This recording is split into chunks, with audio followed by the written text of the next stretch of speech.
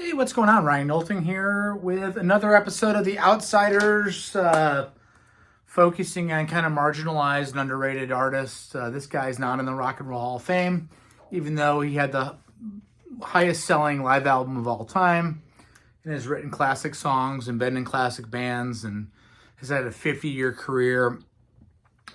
And we are talking about Peter Frampton. Peter Frampton was a member of a band called The Herd. He was in a band called Humble Pie. Of course, he went solo and did the album in 1976, Frampton Comes Alive.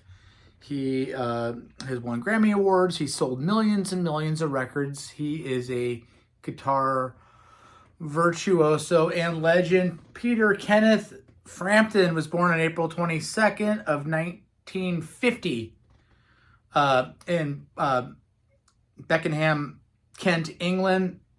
He, when he was 7 years old, he found a 4-string guitar-like instrument up in the attic, came downstairs and asked how to play it. His father had some abilities to play and taught him what he could teach him.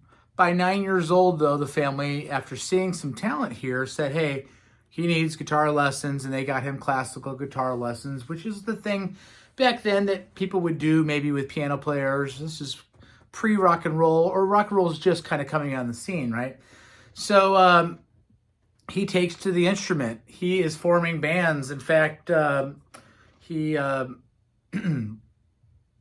12 has started a band called the Little Ravens. Now, his father is a teacher at the art school locally, and one of the students that does know some about guitar is a person named David Jones. David Jones is 3 years older than Peter Frampton. David Jones ends up changing his name to David Bowie, and the rest is history there. But he becomes a mentor. He takes little Peter Frampton under his wing. And by the time Frampton is 16 years old, he is one of the best guitar players in that part of England. He forms a band called The Herd, which is kind of a psychedelic band. They want to push Frampton out front as the lead singer and lead guitar player. They kind of get a little poppy and too poppy for Frampton's likes, and Frampton decides to leave the band. Meanwhile, because they pushed him out front and because they're trying to use his boyish good looks is to market this band, he, by the album Rave magazine, is nominated or named the face of England, he's a teen idol, right? The face of 1968. Well, he's friends with a member of a band called the Small Faces, and that guy is Steve Marriott. There's talk about Frampton joining the Small Faces. The Small Faces are in the Rock and Roll Hall of Fame. Steve Marriott leaves, and they gather in Rod Stewart and Ron Wood and become the Faces, or Faces. After leaving The Herd, Frampton and Steve Marriott form a band called Humble Pie. Humble Pie, in 1969. They are a perfect sound for the American music market. Heavier rock is coming in. Steve Marriott's the singer and guitar player, along with Peter Frampton. Greg Ridley from Spooky Tooth rounds out the bass job, and Jerry Shirley is on drums. Jerry Shirley is a monstrous drummer. Jerry Shirley still has a version of Humble Pie, to my knowledge, to this day. They end up doing 4 albums and a live album. Some of their big songs are 30 Days in a Hole, I Don't Need No Doctor. And in 1971, they come out with this amazing album called Rockin' the Fillmore. The Fillmore referring to the Fillmore West in San Francisco, owned by Bill Graham. The night before this recording is done, a fan of Peter Frampton comes to a gig and says, listen, I got a 1954 Black Beauty Les Paul that you might be interested in. And Frampton says, you know, I don't really like a Les Paul. It's too heavy. The necks are like baseball bats. He's like, well, come to where I'm staying and check this guitar out. So Frampton goes to the Ramada Inn and touches this guitar and grabs that neck and immediately says, oh, this thing's been shaved down. It's a thinner neck. Frampton's not a big guy with big hands. This guitar becomes Frampton's guitar. Frampton offers to purchase it. He's like, no, it's not for sale, but I'll give it to you. So this man gives Frampton a 1954 Black Beauty Les Paul that's been modified. It has 3 humbuckers in it. It had P90s in it. This becomes his main guitar for the rest of his career, for most of the rest of his glory days. This guitar is called Phoenix. This album is amazing. There's a track listing if you can see that. Starts off with 4-Day Creep, which is a great romping rock song. I'm Ready, which is killer. This is a song called Stone Cold Fever, Marriott says, for the 3rd track, which is this amazing song. Side 2, A Walk on Gilded Splinters, just a creepy little song. And that's the entire side 2. This being a double album. Side 3 starts off with Rolling Stone. Awesome. Side 4, Hallelujah, and I Don't Need No Doctor. This is an amazing album.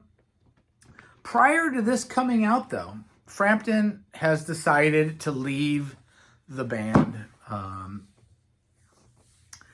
And he goes solo in 1972. So this album is not even out, and he's gone solo.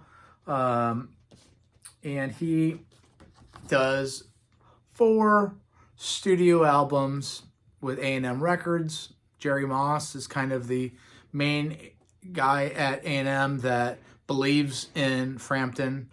He was also their record company with Humble Pie. But in 1972, they come out with Wind to Change. That's a great song, that title track. The second album is called Frampton's Camel, which has Lines on My Face on it, and Do You Feel Like We Do. That comes out in 73. Something Happening comes out in 74. That's got the song I Want to Go to the Sun on it, which is awesome, right? And then in 75, Frampton comes out, an album called Frampton. It does have a song called Show Me the Way. You know, prior to this album coming out, Frampton and his girlfriend Penny, and by the way, Penny is what the character Penny Lane from the movie Almost Famous is based off of. In fact, Frampton later in his career works with Cameron Crowe on the authenticity aspect of the movie Almost Famous. He plays the guitar parts that the main guitar player in that band, Stillwater, plays. He teaches the actor Crudup how to play guitar a little bit. So these first 4 live albums have not really hit. By the way, when Penny and Peter go to the Bahamas in 1974, 1975, on the same day, Peter Frampton writes the song Show Me the Way. And, Show Me the Way, and the other huge song that we'll talk about in a minute. He writes 2 of his classic songs in the same afternoon, all around an open G tuning, and they come out in 1976. Jerry Moss at A&M Records says, you know what? The Humble Pie live album, Rockin' the Fillmore, ended up being the biggest thing that Humble Pie did. So what's the formula? Let's get a live album out of Peter Frampton. So in 1976, January of 76, this comes out. Most of this is recorded at the Winterland Ballroom in San Francisco in the summer of 75. This thing has on it Something's Happening, Doobie Wah, Show Me the Way, and the other song I couldn't remember that he wrote on the same day was Baby I Love Your Way. It's a Plain Shame. Side 2, this again is a double album. Side 2, All I Want to Be Is By Your Side. Great. Winds of Change. Just a great song. Baby I Love Your Way, right? I Want to Go to the Sun. Second album has Penny for Your Thoughts, I'll Give You Money, Shine On in a cover of the Rolling Stones, Jumpin' Jack Flash. And then side 4, my favorite song, probably of Peter Frampton's, is Lines on My Face. Listen to Lines on My Face. The guitar work is so pretty. And then the incomparable Do You Feel Like I Do with the talk box. Do you feel like I do? By the way, subscribe to my channel. We do daily content. I do a ranking the albums, 50 greatest guitar players, 50 greatest drummers, ranking the albums of the Grateful Dead, Steely Dan, Mahavishnu Orchestra. We're going to talk about albums that I love every week. We're going to talk about a little bit of baseball, a little bit of food. This thing becomes the greatest selling live album of all time. So he's gone from basically obscurity, other than the people that knew Humble Pie and loved his guitar playing. By the way, Humble Pie is a raunchy rock band. Go back and listen to that live album, Rockin' the Fillmore. It's Zeppelin-esque. It's, at some points, heavier than Zeppelin. This makes him a superstar. He is thrown back out on the road. He's not doing ballrooms anymore. He's doing football stadiums. He's going to the Orange Bowl. He's playing Anaheim Stadium. He is a headlining act that is so popular. He's on the cover of magazines. He's selling millions of records. Rolling Stone does a cover story on him. Right before they finish shooting all their photos, the guy says, hey, take your shirt off. They take a couple pictures with him in no shirt. What does Rolling Stone magazine do? They put him on the cover of Rolling Stone with no shirt on. So again, he's only 25 years old here. He's a teen idol again. He is a sex symbol. Being a sex symbol doesn't always work when you're a legitimate rock star guitar player, guitar god. Yeah, you want to kind of have that element going, but you don't want to be a teen star. This thing is huge. He's traveling. He's exhausted. He's on the road for 2 years. They then, what do they do in 77? They go right back in the studio. He's been on tour. He does not have material. He doesn't have enough quality material, but they forced him to put an album out, and they put out I'm in You. They put him on the talk shows and the American bandstands, and he's singing I'm in You. No guitar on. You know, the sex symbol, the cover boy, the pinup boy is now singing cheesy love songs that are not written well.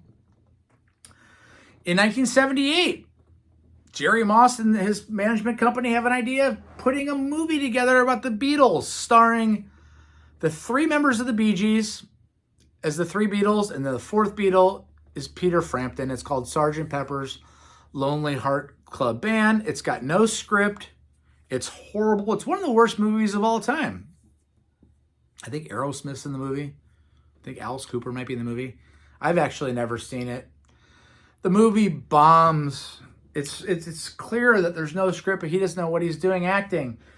That same year, he goes down to the Bahamas again to visit his girlfriend, Penny, and catches her with another guy. He gets in the car in the Bahamas. He's had too much to drink, and he gets in a car accident, breaks both of his feet, breaks both of his hands, has bones of his arms sticking out, breaks a lot of his ribs.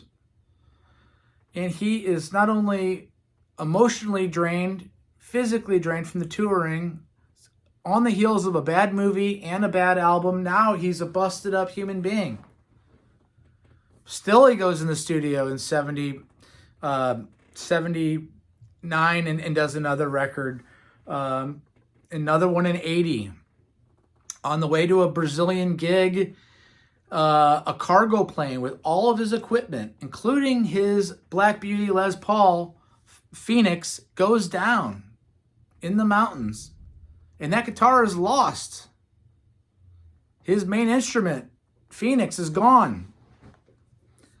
It ends up being recovered, and he gets it back with burn marks on the headstock in 2011.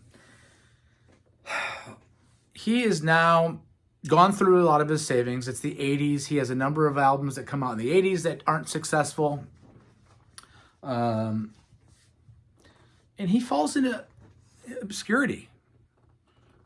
Let's take a look and see what's in the middle of this Frampton Comes Alive. Some pictures. Look at Peter. Look at his drummer there. So he's got John Simios on drums, Stanley Sheldon on bass, and the great Bob Mayo on keyboards. Right? Bob Mayo, Stanley Shelton, Simios on drums, and Frampton. Right? How cool is that? Anyway, what happens in the late 80s? His childhood friend David Bowie says, listen, I need some help on a record. I need a lead guitar player, and I'm going to go out on tour. Does the Glass Spiders tour, and Peter Frampton is the guitar player. Peter Frampton's given some room to do some solos and come back as what he really is a guitar god. He's literally had no career in the 80s. But this allows him back in arenas, allows him to show off his skills, and he slowly develops his career again. I saw him twice in 1992. Bob Mayo was still on keyboards. Saw him at Mississippi Nights, was a club. Later that summer, I saw him at an amphitheater with some other bands. And by the early 90s, mid-90s, late 90s, he's back doing larger shows again. And the man ends up really getting fully back and winning some Grammys for his Footsteps album. Or Fingerprints, He really does build back to become, an arena rocker again, a filling amphitheaters, guys. These songs off these classic albums, Frampton Come Alive, it works again. He does tours where he does the whole album. And his virtuosity, see you can see the burn marks on the headstock. The virtuosity of this man's guitar playing is unprecedented. He's able to really rebuild the career. As of 2023, he's got a special coming up from Nashville. He does have some arthritis conditions that limit his ability to play, but he is a treasure, and he's somebody absolutely worth checking out. Check out the Humble Pie stuff. Check out the Frampton Comes Alive. Check out some of the stuff he's done in recent years. And subscribe to my channel. Peace out. Thanks for watching. Take care.